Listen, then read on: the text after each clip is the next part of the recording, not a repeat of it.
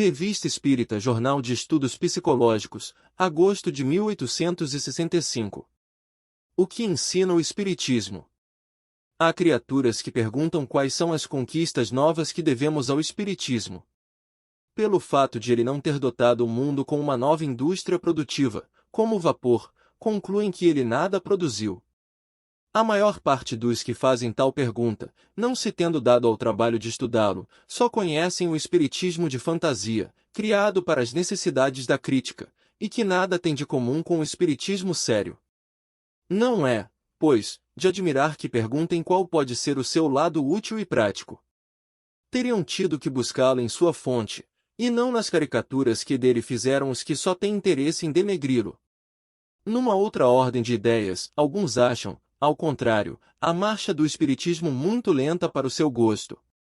Admiram-se que ele não tenha ainda sondado todos os mistérios da natureza, nem abordado todas as questões que parecem ser de sua alçada, gostariam de vê-lo diariamente ensinar coisas novas, ou enriquecer-se com alguma descoberta. Como ele ainda não resolveu a questão da origem dos seres, do princípio e do fim de todas as coisas, da essência divina e de algumas outras do mesmo porte, concluem que não saiu do ABC, que ainda não entrou na verdadeira via filosófica e que se arrasta nos lugares comuns, porque prega incessantemente a humildade e a caridade. Dizem eles, até hoje ele nada de novo nos ensinou, porque a reencarnação, a negação das penas eternas, a imortalidade da alma, a gradação através dos períodos da vitalidade intelectual, o perispírito, não são descobertas espíritas propriamente ditas. Então é preciso caminhar para descobertas mais verdadeiras e mais sólidas. A tal respeito julgamos que devemos apresentar algumas observações, que também não serão novidades, mas há coisas que devem ser repetidas sob diversas formas. É verdade que o Espiritismo nada inventou de tudo isso, pois não há verdadeiras verdades senão aquelas que são eternas e que, por isto mesmo, devem ter germinado em todas as épocas. Mas não é alguma coisa vê-las tirado, senão do nada, ao menos do esquecimento, de um germe ter feito uma planta vivaz, de uma ideia individual, perdida na noite dos tempos, ou abafada pelos preconceitos, ter feito uma crença geral, ter provado que estava em estado de hipótese, ter demonstrado a existência de uma lei no que parecia excepcional e fortuito, de uma teoria vaga ter feito uma coisa prática, de uma ideia improdutiva ter tirado aplicações úteis. Nada é mais verdadeiro que o provérbio, não há nada de novo sob o sol, e até mesmo essa verdade não é nova. Assim, não há uma descoberta da qual não se encontrem vestígios e o princípio em algum lugar. Por conta disto, Copérnico não teria o mérito de seu sistema, porque o movimento da Terra tinha sido suspeitado antes da era cristã. Era uma coisa tão simples, entretanto, era preciso encontrá-la. A história do ovo de Colombo será sempre uma eterna verdade. Além disso, é incontestável que o Espiritismo ainda tem muito a nos ensinar. É o que não temos cessado de repetir, pois jamais pretendemos que ele tenha dito a última palavra. No entanto, considerando-se que ainda há o que fazer, segue-se que ele não tem ainda saído do ABC? Seu ABC foram as mesas girantes, e a partir de então, ao que nos parece, ele tem dado alguns passos. Parece-nos mesmo que tais passos foram grandes em alguns anos, se o compararmos às outras ciências que levaram séculos para chegar ao ponto em que estão. Nenhuma chegou ao apogeu num primeiro impulso, elas avançam, não pela vontade dos homens, mas à medida que as circunstâncias as põem no caminho de novas descobertas. Ora, ninguém tem o poder de comandar essas circunstâncias, e a prova é que todas as vezes que uma ideia é prematura, ela aborta, para reaparecer mais tarde, em tempo oportuno. Mas em falta de novas descobertas, os homens de ciência nada terão que fazer? A química não será mais a química se diariamente não descobrir novos corpos? Os astrônomos serão condenados a cruzar os braços por não encontrarem novos planetas? E assim em todos os outros ramos das ciências e da indústria. Antes de procurar coisas novas, não se tem que fazer aplicação daquilo que se sabe?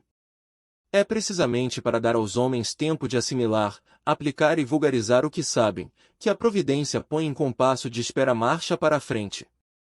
Aí está a história para nos mostrar que as ciências não seguem uma marcha ascendente contínua, pelo menos ostensivamente. Os grandes movimentos que revolucionam uma ideia só se operam em intervalos mais ou menos distanciados. Não há, portanto, estagnação, mas elaboração, aplicação e frutificação daquilo que se sabe, o que sempre é progresso. Poderia o espírito humano absorver incessantemente novas ideias? A própria Terra não necessita de um tempo de repouso antes de reproduzir? Que diriam de um professor que diariamente ensinasse novas regras aos seus alunos, sem lhes dar tempo para se exercitarem nas que aprenderam, de com elas se identificarem e de aplicá-las? Então Deus seria menos previdente e menos hábil que um professor? Em todas as coisas, as ideias novas devem encaixar-se nas ideias adquiridas. Se estas não estão suficientemente elaboradas e consolidadas no cérebro, se o espírito não as assimilou, aquelas que aí quisermos implantar não criarão raízes. Estaremos semeando no vazio. Dá-se o mesmo em relação ao espiritismo. Os adeptos de tal modo aproveitaram o que ele até hoje ensinou, que nada mais tenham a fazer. São de tal modo caridosos, desprovidos de orgulho, desinteressados, benevolentes para os seus semelhantes, moderaram tanto as suas paixões, abjuraram o ódio, a inveja e o ciúme, enfim são tão perfeitos que de agora em diante seja supérfluo pregar-lhes a caridade, a humildade, a abnegação, numa palavra, a moral? Essa pretensão, por si só, provaria quanto ainda necessitam dessas lições elementares, que alguns consideram fastidiosas e pueris. É, entretanto, somente com o auxílio dessas instruções, se as aproveitarem, que poderão elevar-se bastante para se tornarem dignos de receber um ensinamento superior. O Espiritismo tem como objetivo a regeneração da humanidade, isto é um fato constatado.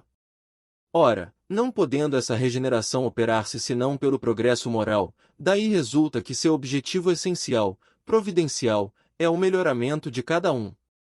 Os mistérios que ele nos pode revelar são o acessório. Porque ele nos abriu o santuário de todos os conhecimentos, não estaríamos mais adiantado para o nosso estado futuro, se não fossemos melhores. Para admitir-nos ao banquete da suprema felicidade, Deus não pergunta o que sabemos nem o que possuímos, mas o que valemos e o bem que fizemos. É, pois, no seu melhoramento individual que todo espírita sincero deve trabalhar, antes de tudo. Só aquele que dominou suas más inclinações realmente tirou proveito do espiritismo e receberá a sua recompensa. É por isto que os bons espíritos, por ordem de Deus, multiplicam suas instruções e as repetem à saciedade. Só um orgulho insensato pode dizer, não preciso de mais nada. Só Deus sabe quando elas serão inúteis e só a Ele cabe dirigir o ensino de seus mensageiros e de adequá-lo ao nosso adiantamento. Vejamos, entretanto, se fora do ensinamento puramente moral os resultados do espiritismo são tão estéreis quanto pretendem alguns. Primeiro inicialmente ele dá, como sabem todos, a prova cabal da existência e da imortalidade da alma. É verdade que não é uma descoberta, mas é por falta de provas sobre este ponto que há tantos incrédulos ou indiferentes quanto ao futuro, é provando que não passava de teoria, que ele triunfa sobre o materialismo e evita as funestas consequências deste sobre a sociedade. Tendo transformado em certeza a dúvida sobre o futuro, é toda uma revolução nas ideias, cujas consequências são incalculáveis. Se a isto se limitassem os resultados das manifestações, esses resultados seriam imensos. Segundo pela firme crença que desenvolve, ele exerce uma ação poderosa sobre o moral do homem, leva-o ao bem, consola-o nas aflições, dá-lhe força e coragem nas provações da vida e o desvia do pensamento do suicídio. Terceiro, retifica todas as ideias falsas que se tivessem feito do futuro da alma, do céu, do inferno, das penas e das recompensas, destrói radicalmente, pela irresistível lógica dos fatos, os dogmas das penas eternas e dos demônios. Numa palavra, desvela-nos a vida futura e nola mostra racional e conforme a justiça de Deus. É ainda uma coisa de muito valor. Quarto, dá a conhecer o que se passa no momento da morte. Esse fenômeno, até hoje insondável, não mais tem mistérios, as menores particularidades dessa passagem tão temida são hoje conhecidas. Ora, como todo mundo morre, tal conhecimento interessa a todo mundo. Quinto, pela lei da pluralidade das existências, abre um novo campo à filosofia, o homem sabe de onde vem, para onde vai, com que objetivo está na Terra. Explica a causa de todas as misérias humanas, de todas as desigualdades sociais, dá as próprias leis da natureza como base dos princípios de solidariedade universal, de fraternidade, de igualdade e de liberdade, que se assentavam apenas na teoria. Enfim, lança luz sobre as questões mais árduas da metafísica, da psicologia e da moral. Sexto, pela teoria dos fluidos perispirituais, dá a conhecer o mecanismo das sensações e das percepções da alma, explica os fenômenos da dupla vista, da visão à distância, do sonambulismo, do êxtase, dos sonhos, das visões, das aparições, etc. Abre um novo campo à fisiologia e à patologia. Sétimo, provando as relações existentes entre os mundos corporal e espiritual, mostra neste último uma das forças ativas da natureza, um poder inteligente, e revela a razão de uma porção de efeitos atribuídos a causas sobrenaturais que alimentaram a maioria das ideias supersticiosas. Oitavo, revelando o fato das obsessões, faz conhecer a causa, até aqui desconhecida, de numerosas afecções sobre as quais a ciência se havia equivocado em detrimento dos doentes, e dá os meios de curá-los. Nono, dando-nos a conhecer as verdadeiras condições da prece e seu modo de ação, revelando-nos a influência recíproca dos espíritos encarnados e desencarnados. Ensina-nos o poder do homem sobre os espíritos imperfeitos para moralizá-los e arrancá-los aos sofrimentos inerentes à sua inferioridade. Décimo, dando a conhecer a magnetização espiritual, que era desconhecida, abre ao magnetismo um novo caminho e lhe traz um novo e poderoso elemento de cura. O mérito de uma invenção não está na descoberta de um princípio, quase sempre anteriormente conhecido, mas na aplicação desse princípio. A reencarnação, sem dúvida, não é uma ideia nova, tanto quanto o perispírito, descrito por São Paulo sob o nome de corpo espiritual, nem mesmo a comunicação com os espíritos. O Espiritismo, que não se gaba de haver descoberto a natureza, procura cuidadosamente todos os traços que pode encontrar, da anterioridade de suas ideias, e quando os encontra, apressa-se em proclamá-los, como prova em apoio ao que propõe. Aqueles, pois, que invocam essa anterioridade visando depreciar o que ele faz, vão contra o seu objetivo, e agem incorretamente, pois isto poderia levantar a suspeita de uma ideia preconcebida. A descoberta da reencarnação e do perispírito não pertence, pois, ao espiritismo. É coisa sabida. Mas, até o aparecimento dele, que proveito a ciência, a moral, a religião haviam tirado desses dois princípios, ignorados pelas massas, e mantidos em estado de letra morta?